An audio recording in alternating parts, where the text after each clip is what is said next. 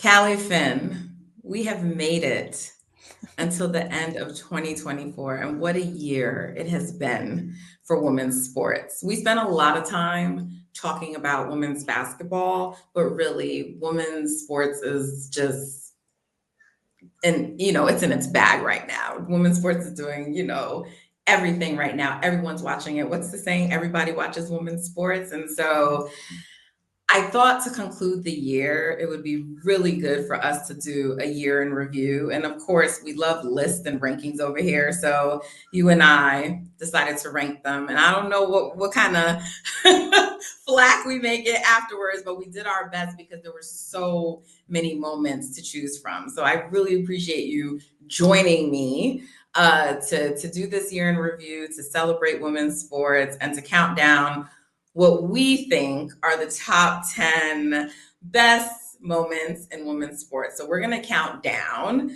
And before we even get to number 10, we're going to start with an honorable mention because volleyball, NCAA volleyball championship was yesterday, and they did their big one. Incredible game. So much meaning to that game, especially for the winning team. Congratulations to Penn State on winning its 8th NCAA volleyball championship. So incredible. They're only one now behind Stanford, I believe, for the most. So, but it obviously has a lot of meaning to them because of their coach. She's the first female head coach to win a national championship. She's a former Penn State player, was All-American, but she's also battling cancer, Callie, and she got this diagnosis and said she's not going to stop. She's not going to step away. She's going to continue to coach this team, and she coached them to their first championship in a number of years. Yeah, I mean, I think Katie Schumacher-Crawley is the best example we could probably look to for the strength of women and what women are able to accomplish. Like you mentioned, diagnosed with breast cancer this fall. And her story is just like you said, it's so meaningful because she helped Penn State to its first national title 25 years ago. So now to come back and lead them to the championship, going through what she's going through, it's really meaningful. I think something also we should touch on is that game would have been historic no matter the outcome, because Louisville is also led by a head coach who's a woman, and no female head coach had won in the history of NCAA D1 volleyball, which is wild. Crazy to think about, right? Yeah. In 2024. And you know what else? They didn't just make history because a female head coach won.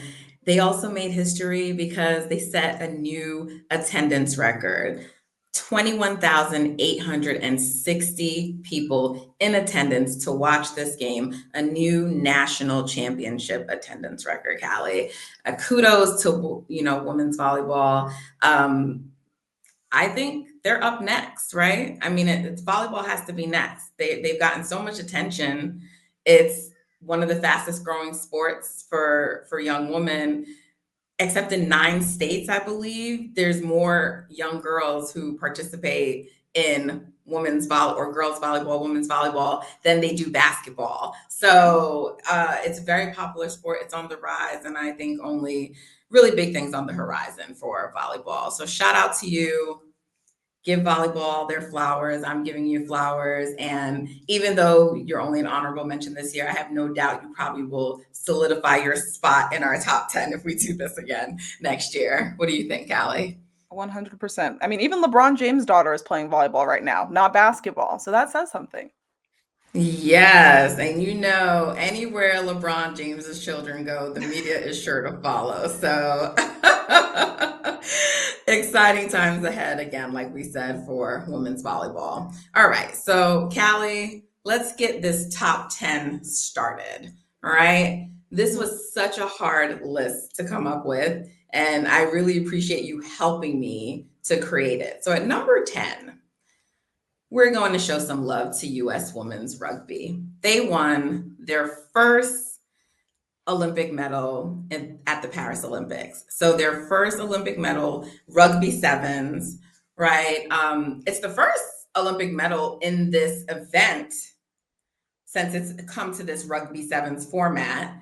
for men or women. So a huge feat. And even though, it's funny because on the call, the announcer at one point said like they won a gold medal and then corrected himself quickly. And then, the other broadcaster was just like, but it feels like gold. And it probably did to them because it was such a huge accomplishment. And also because of the way it happened, Callie, in such dramatic fashion.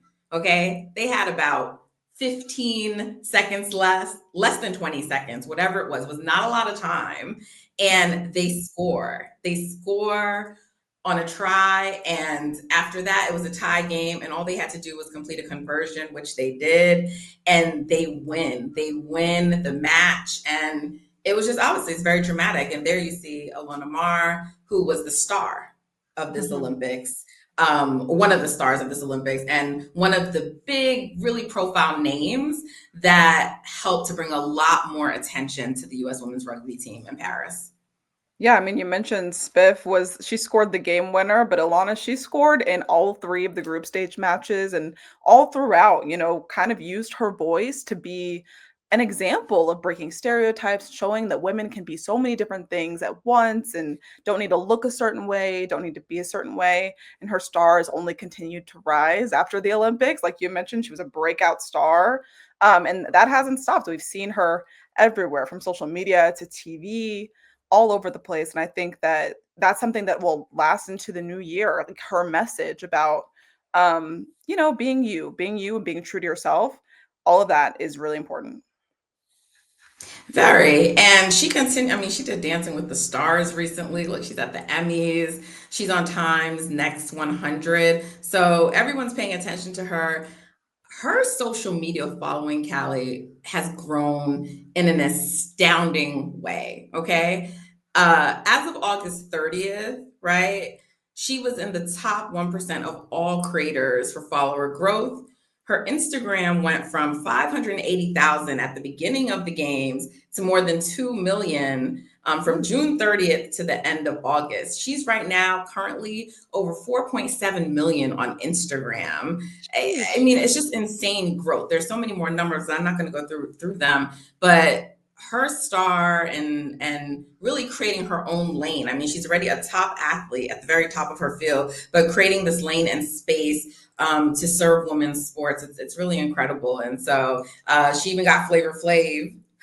I know when you and I were talking about this, like he was with the U.S. women's water polo team, but he was like, yeah, let me join this bandwagon for rugby. He was supporting women's sports the whole time at the Olympics. So just really, really cool, and all the attention that she helped to bring to the sport. Really had a lot of eyes on it. And so shout out to U.S. women's rugby for getting their first medal, a bronze. I'm sure there will be more in their future. All right, that was number 10. Callie, coming in at number 9. Coco Gauff rallying to win her first WTA finals title. Okay. That was big time for a few reasons. We like money over here, but let's talk about her being the youngest player to win since Sharapova in 2004. That's major. First American to win since Serena Williams in 2014. So a decade. Also, it was a comeback win. She was down a set. And she found a way to win. Having done that, she claimed the largest purse in WTA history, 4.8 million schmackaroons, okay, to be that young and make that type of history, that historic amount of prize money is unreal. And then you think about the path that she had to take to that title match. She had to be world number 2, Iga Swiatek, in the group stage, and then number 1, Sabalenka, in the semifinals. Like, that was not an easy road, but she came out with the dub, and it was a historic. Like, that's a moment that we're not going to forget. No, not at all. And you talk about the path she had to take, but also dealing with a lot of scrutiny and criticism of her over this year. Some considered it sort of an up and down year for her, and people were questioning how good she is. So she came in, she beats the world number 2, number 1, like you said, and she wins the WTA finals. And you talked about the purse she got, which which is the largest in WTA history. But she also finished the year earning the most, Callie, for female athletes. 34.4 million. Now, Forbes and Sportico are reporting two different numbers, but both over 30 million. So she she did tremendous. On the field, 9.4 million here per Forbes. Off the field, 25 million. This is incredible, and Coco really deserves it. And yeah, she got her bag, and I'm sure she will be adding to the trophy collection in 2025. So looking forward to what Coco has next. All right. Where are we going? Number 8. All right. Another amazing woman we have to highlight, a league of her own. She is a league of her own, Callie. And you are a former track and field athlete. So I want to ask you the significance of what Sydney McLauglin is doing, because she broke her own record. She continues to always break her own world record, right? In the 400-meter hurdles. It's crazy because like she is so far ahead of the pack every time she runs. Like no one's even close to her, Callie. So that's why I say she's in a league of her own, a new world record. I mean, can you put this into layman's terms for people who may not be like track and field enthusiasts or don't know the ins and outs of it?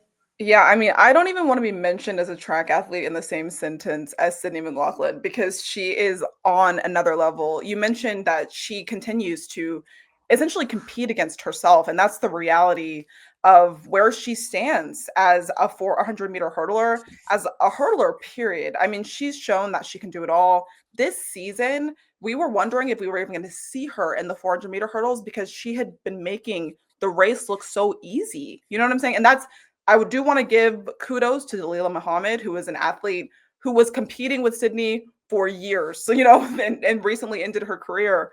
But Sydney has, like you mentioned, just been in a lane of her own. The time that she won the Olympics with in the 400-meter hurdles was 50.37 seconds. That's like, you can't even microwave a plate of nachos in that amount of time. Like it's not normal. There were people who ran the 400 without hurdles in slower times in the lead up to the Olympics. even in like the latter heat of the Olympic fight, like that, it's crazy. I don't know how else to like 50. That's crazy. Like when you put it into context like that, because I didn't even realize that like her hurdles time is faster than some people's 400-meter times. It's faster than most people's 400-meter times. Like that's crazy. There are elite 400 runners who will run 50 seconds, and that's like incredible. That's unreal. So she's the first woman to ever win back-to-back Olympic titles in the 400-meter hurdles. It's the 6th time she's broken the world record in the 400-meter hurdles since 2021. The 6th time since 2021, Callie. She hasn't lost the 400 hurdles since getting the silver at the 2019 World Championships, and I don't see her losing them anytime soon, Callie. I don't think so. I think the craziest part about this too is that she had like barely competed in that whole season leading up to the Olympics. Nobody had seen her. She had struggled with like a hamstring injury. She even had like a little bit of a knee problem. Like this was not like, oh, she got reps and practice and then came and ran this time. Like I don't even know if she ran the 400-meter hurdles at all before racing at the Olympics. She is such an incredible athlete. Steph Curry told Kareth Burke she's one of 2 people that make him starstruck. We'll get to the other one later in this countdown, but yeah, if you're making Steph Curry starstruck, yeah, you're one of them ones. So congratulations to Sydney. Just looking forward to continuing watching her race, and I'm looking forward to continuing this countdown with you, Callie, but we're gonna stop right here. All right, we have more. So if you are interested and you want to continue to see where we land with this countdown, Don't go anywhere. Just keep looking. There's going to be more segments to follow with the rest of our countdown. Thank you.